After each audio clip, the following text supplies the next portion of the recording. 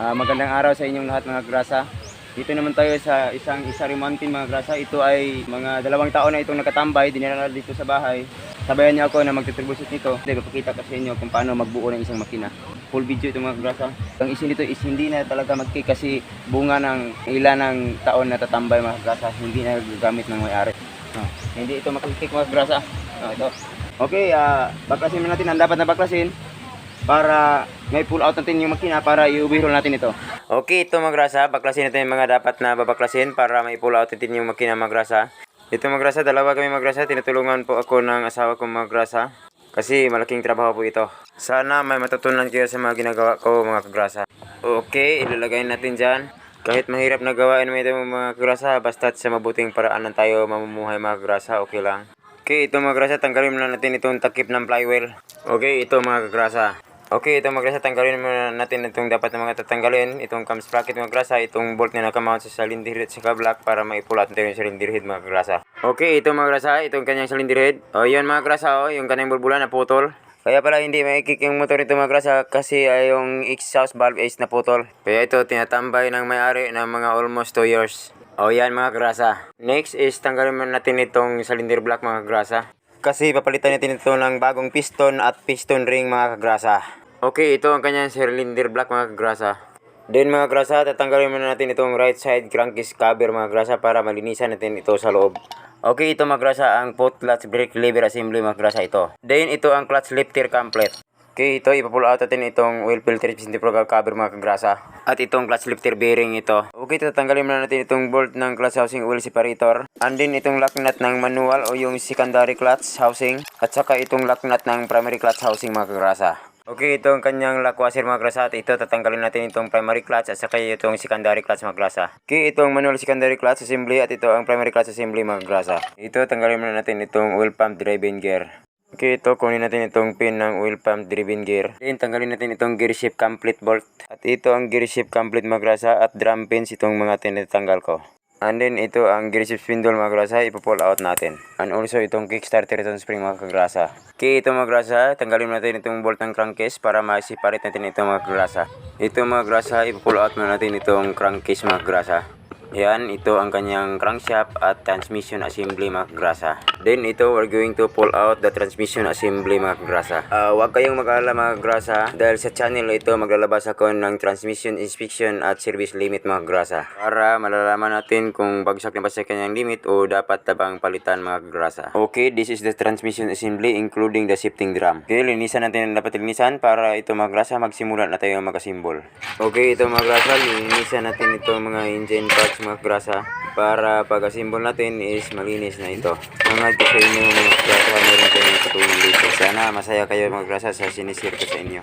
Okay, ito na mga kagrasa, nalinis na itong mga parts ng engine. Ito na tayo, magsimula na tayong mag-assemble mga kagrasa. Shout out ko si Rafael Rago ng Baguio City mga kagrasa. Napakabuting tao po ito. At ang kanyang channel ay Raptic Chai DIY. Ito ay tungkol kung paano mag-alaga ng mga tanim na pag-agrikultura mga kagrasa. Kumusta po kayo dyan sir at maraming salamat sa mga advice nyo sa akin po. Okay, ito simulan natin mga kagrasa. Okay, ito ang kanyang shifting drum at ang dalawang shifting fork mga kagrasa ito. Okay mga kagrasa, sundan nyo lang kung ano mga ginagawa ko, siguro matututo kayo. At ito mga kagrasa ang kanyang main shaft gear assembly. At ito naman ang counter shaft gear assembly mga kagrasa. At dito nakalagay ang sprocket ng ating motor na sinasabitan ng kadena patungo sa rear sprocket ng ating gulong. Okay, this is the counter shaft first gear. And then ito ang main shaft first gear. Then followed by the main shaft second gear. Then counter shaft sliding second gear. At ito ang counter shaft third gear. Tapatan itong main shaft sliding third gear. Oh, ito mga kagrasa, nakukuha ba? Sana matututo kayo dito. At ito rin ang kanyang counter shaft sliding second gear. Huwag kayong mag-alala mga kagrasa, for the next video ko, isisahin natin ito. Maglalabas ako dito mga kagrasa at maglalagay ako ng mga service limit. Okay, ito ang main shaft fourth gear. At ito naman ang counter shaft fourth gear. Naka-align itong dalawa mga kagrasa, ito. Okay, ito na mga kagrasa, ilalagay natin itong shifting board drum at saka ang shifting fork. Itapat lang yung shifting fork saka itong sliding gear mga kagrasa, ito. Okay, ito mga kagrasa ang pagbuo ng transmission gear shifting assembly mga kagrasa. Okay, ito mga kagrasa ilalagay natin sa kanyang lagayan. Okay, ito mga kagrasa ilalagay natin ito mga kagrasa Kahit man lang ito mga grasa is sana masaya kayo at sana mayroon kayo matutunan sa mga video ko mga grasa. Kahit mahirap lang tayo is sisikapin ko na ma-share ko sa inyo ang mga kaalaman na ito. Ito mga kagrasa, just try to rotate the shifting drum in order to check the transmission operation mga kagrasa. Then ito ang kickstarter assembly, dyan lang ilalagay mga kagrasa. Okay, ito ang dalawang crankcase dowel pins. Ito ilalagay natin yung center case gasket mga kagrasa.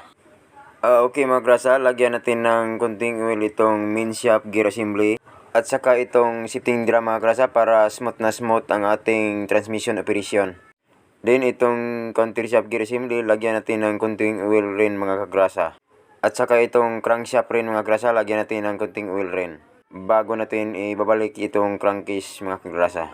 Okay, ito mga grasa, ibabalik natin itong right side crankcase mga kagrasa. Okay, ito mga grasa, dandahan lang para maitapat at maipasok yung dalawang pin dowel mga grasa. Okay, ito mga grasa, yan lang ang gagawin para maipasok yung pin dowel. Okay, ito mga grasa, i-check muna natin ang transmission operation mga grasa.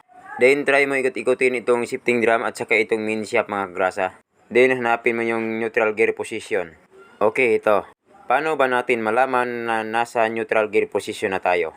Okay, ito. Try mo ikutin itong main shaft at tingnan mo itong counter shaft. Pag hindi umiikot itong counter shaft sa pag-ikot natin ng main shaft, is ibig sabihin mga grasa is naka-neutral ito. Okay, ito. I-focus muna natin mga grasa.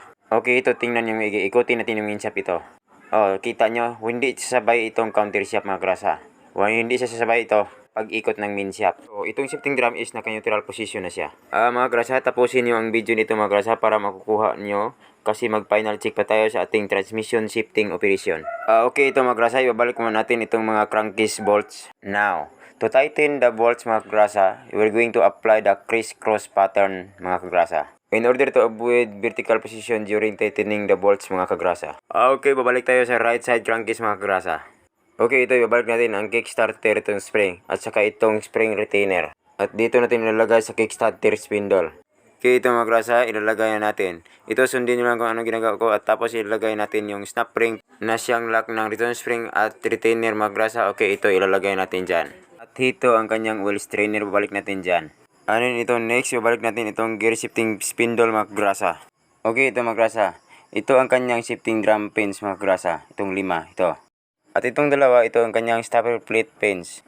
Take note mga grasa, sa paglalagay nitong drum pins mga grasa, itong 5 is unahin natin itong 4 na mahaba ang pins mga grasa. Then last itong pang 5 na hindi masyadong mahaba mga grasa. Then followed itong dalawang stopper plate pins, ito dyan lang ilalagay. Then followed by the gear shift complete, then tapos ilalagay natin itong bolt. Okay, ito ang kanyang oil pan driven gear. Okay, ito ilalagay natin dyan. Tapos ito naman ang oil pump driven gear. Then ilalagay natin dyan, tapos itatapat natin sa kanyang pin. Next, ilalagay natin ito mga grasa. Okay, ito ang distance collar. Lagyan natin dito sa main shaft. Then followed by the spline washer.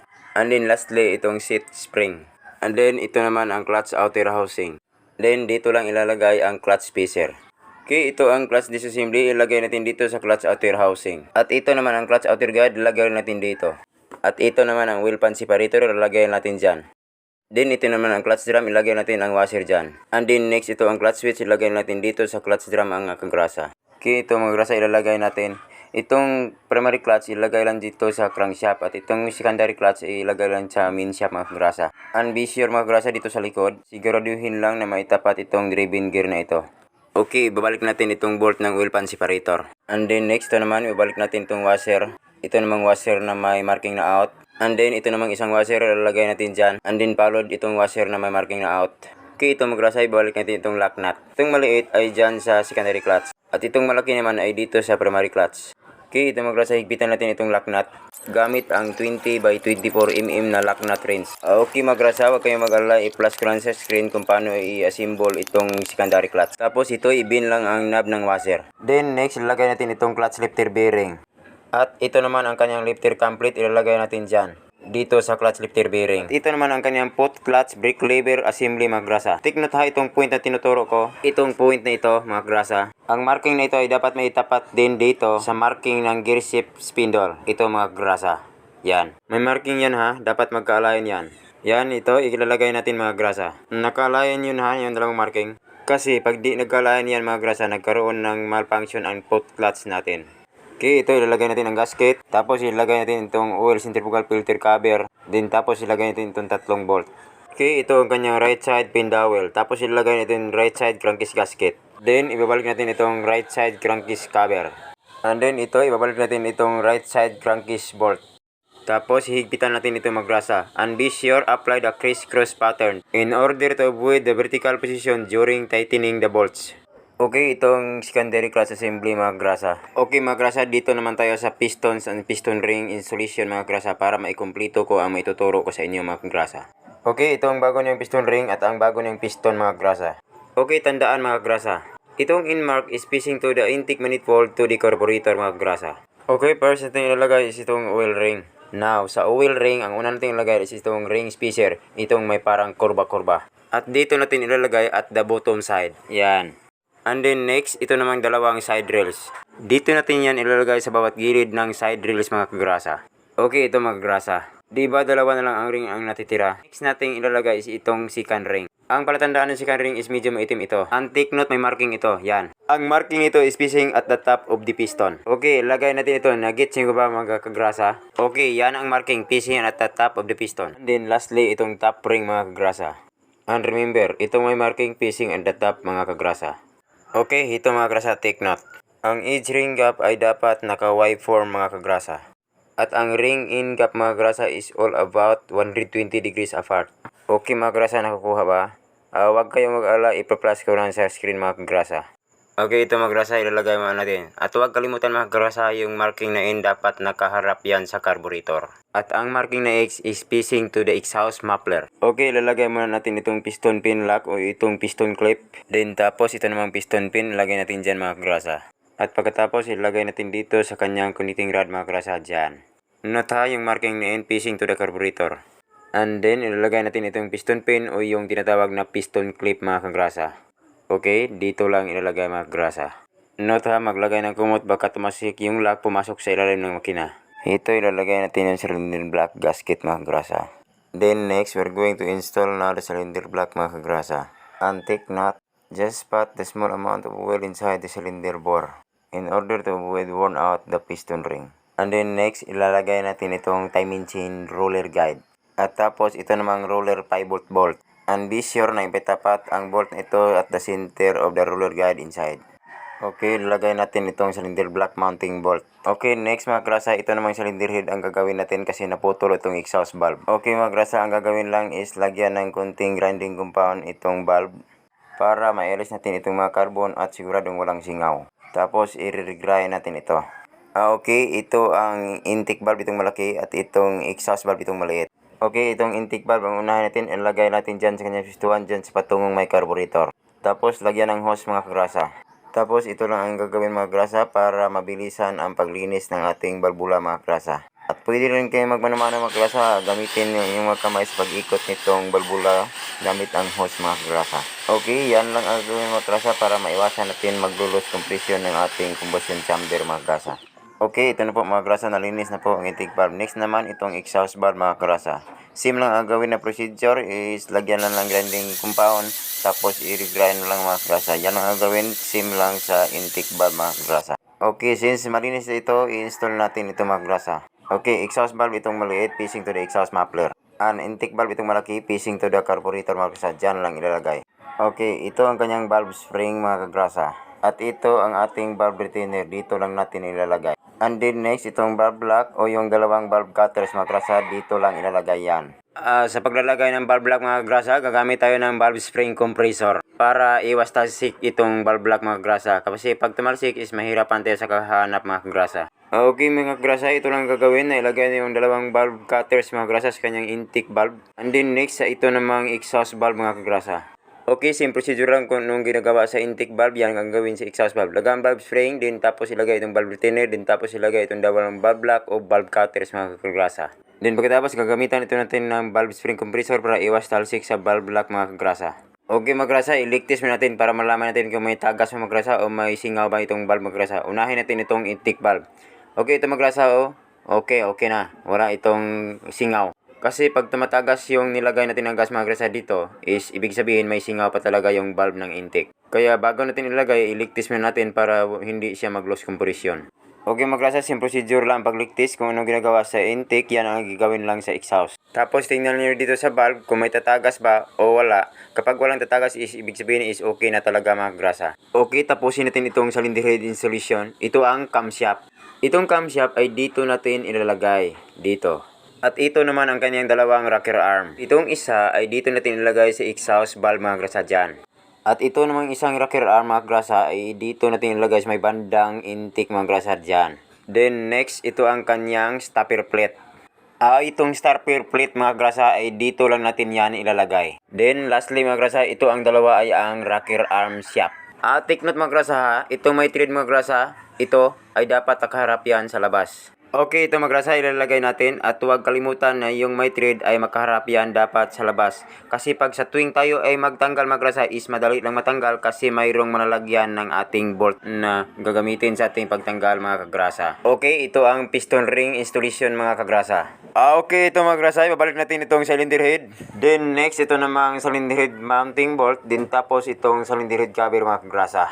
Okay, ito mga kagrasa, ilalagay natin itong left side crankcase gasket. Then tapos ito naman ibabalik natin itong left side crankcase cover. Then lastly ibabalik natin itong mga 6mm na bolts. Tapos higpitan natin ito ng 6mm na T-wrench mga kagrasa.